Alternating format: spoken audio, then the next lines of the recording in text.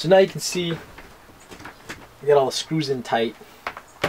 So get your hard drive and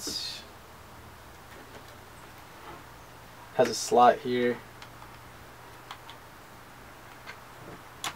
Slide it in. Good to go. And here's your case. Got these weird plastics, so you got to be careful. First you lock in one side and you press down gently to get the other sides in.